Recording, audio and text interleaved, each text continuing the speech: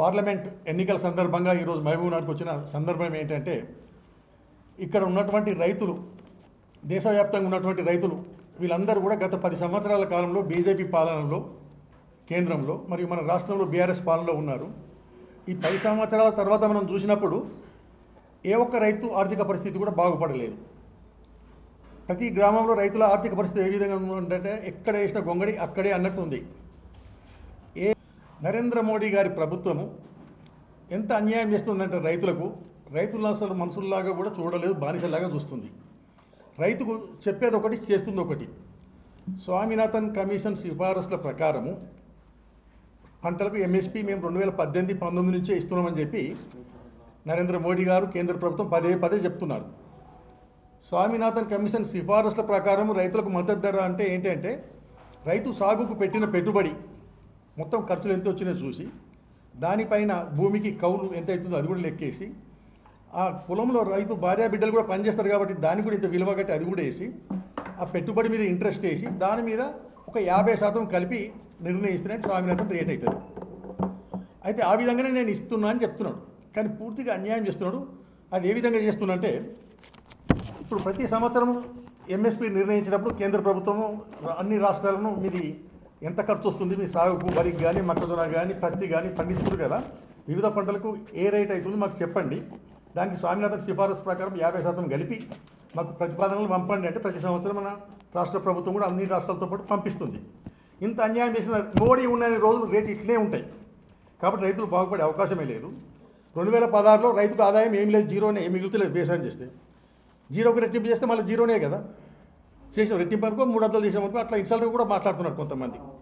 కాబట్టి రైతులందరూ కులాలకు, మతాలకు, రాజకీయాలకు అతీతంగా ఏకమై బీజేపీ పార్టీని గద్దె తీస్తేనే మనం బతికే అవకాశం ఉంది. మన రేట్లు పెడితేనే మనకు మన మంచి రోజులు వస్తాయి.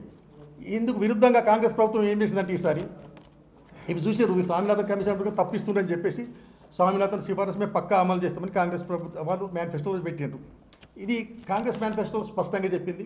కాబట్టి కాంగ్రెస్ పార్టీని రైతులందరూ ఏకమై ఏమాత్రం వెనక ముందు కాకుండా ఈ అవకాశం మనం జారబెట్టుకుంటే ఇంకో 5 ఏళ్ళు మనం ఇట్లాగే అప్పులతో బతకాల్సి ఉంటుందని రైతులందరికీ విజ్ఞప్తి చేస్తున్నాం.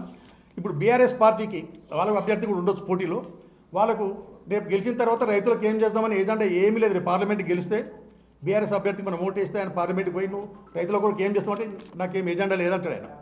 అసలు తోడు రైతులకు ఉన్నా లేకున్నా ఒకటే కాబట్టి రైతులందరూ ఏకమై కాంగ్రెస్ పార్టీని గెలిపించుకుందాం. సోనియా గాంధీ, రాహుల్ గాంధీ నాయకత్వాన్ని మనం బలపరుద్దాం. ఎందుకొరకంటే వాళ్ళు నిష్కల్మషంగా ప్రధానమంత్రి త్యాగం చేసి ప్రజల కొరకు దినరాత్రులు కష్టపడుతున్నారు. వాళ్ళకి వేరే ఏజెండా లేదు. దేశంలో కిందికి అణగారిన వర్గాలను వాళ్ళందరినీ పైకి తీసుకొద్దని ఆలోచనతో వాళ్ళు ఉన్నారు. ఇక్కడ మన రైతులందరికీ రుణమాఫీ మీద పెద్ద అనుమానం ఉంది. రేవంత్ రెడ్డి గారు ఆయన ఈ మధ్య అన్ని స్పీచ్లలో అంత గట్టిగా చెప్తున్నారు కాబట్టి రుణమాఫీ గ్యారంటీగా అయ్యే అవకాశం ఉంది. నా చేతులు లేదు కాబట్టి నేను అయితే చెప్పలేను, అయ్యే అవకాశం. ఎందుకంటే ఆయన ఎక్కడ పోయినా దేవుళ్ళపైన ప్రమాణం చేస్తుంటే ఎవరు మామూలుగా అయితే వాళ్ళు అట్లా ప్రమాణం చేయరు. కాబట్టి రైతులు ఏమాత్రం అనుమానం ఉన్నా తీసేసుకోండి. ఒకరోజు వెనక ముందు అయితే అంటే రాష్ట్ర పరిస్థితి పూర్తిగా దివాలా తీపించి పోయింది గత ప్రభుత్వం కాబట్టి అది ఆలస్యం అవుతుంది.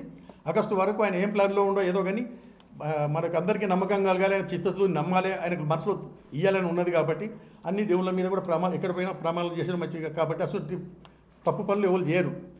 కాబట్టి అది రైతులకు రుణమాఫీ కూడా అవుతుంది. కాబట్టి తెలంగాణ రైతులందరూ మన రాష్ట్ర ప్రభుత్వం చేస్తున్న పనులు కూడా చూడండి. కాబట్టి అందరు రైతులు కాంగ్రెస్ పార్టీకే ఓటేసి మన పార్టీ మనం గెలిపించుకోవాలి, లేకపోతే మన ఏళ్ళుకొని మనకు అన్నీ పొడుచుకున్నట్టు ఉంటుంది, వేరే పార్టీలకు పోతుంది విజ్ఞప్తి చేస్తుంటారు.